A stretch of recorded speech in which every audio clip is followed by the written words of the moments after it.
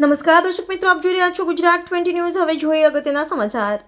ભાલનું સોનું એવા ભાલિયા ઘઉંમાં સુકારા નામના રોગથી ખેડૂતોમાં ફફડાટ। ધોળકા તાલુકાના જ્વારજ ગામે થતા 3 ઘઉંમાં સુકારા નામના રોગ આવતા જગતના તાત એવા ખેડૂતોની ચિંતા વધારી છે। ભાલનું સોનું ગણાતા ભાલિયા 3 ઘઉંમાં સુકારા નામનો રોગને લીધે ખેડૂતોને જે એકરે 20 મણિયા ઘઉં થવા જોઈએ તે હવે કદાચ 10 મણ થાય તોય સારું એવી ખેડૂતોમાં ચિંતા પ્રસરી છે। ખેડૂતો સાથે વાત કરતા જાણવા મળ્યું છે કે ઈયળના લીધે આ સુકારાના રોગના ફેલાવાની આશંકા વર્તાઈ રહી છે।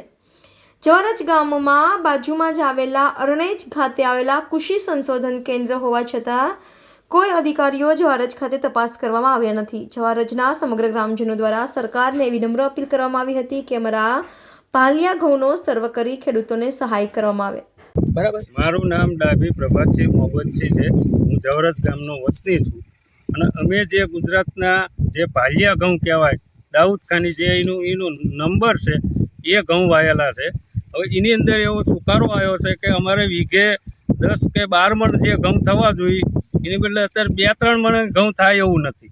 ખર્ચો તો અમારે કેવી રીતે કાઢો, ખેડૂત છીએ અમે તો આ મીડિયા દ્વારા જો સરકાર સુધી તમે આ અવાજ અમારો પહોંચાડો તો તમારો ખૂબ ખૂબ આભાર માનશું। અને બાજુમાં યુનિવર્સિટી છે, અરણેજ યુનિવર્સિટી, એ લોકોને જાણ કરો કે આનું શું છે તો આની કંઈક દવાનું સંશોધન કરે। સુકારો શેના લીધે આવે છે? સુકારો એ તો હવે અમને ખ્યાલ નથી શેના લીધે સુકારો આવે છે। એમએસસી છે, જ્વારજ ગામના ખેડૂત છું।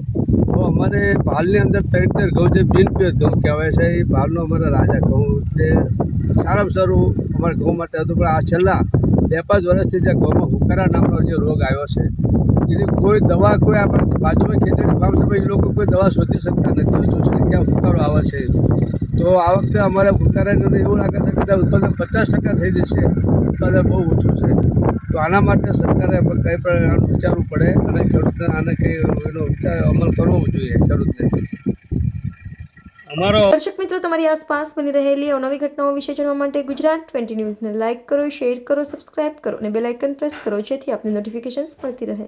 ગુજરાત 20 ન્યૂઝ ધોળકા।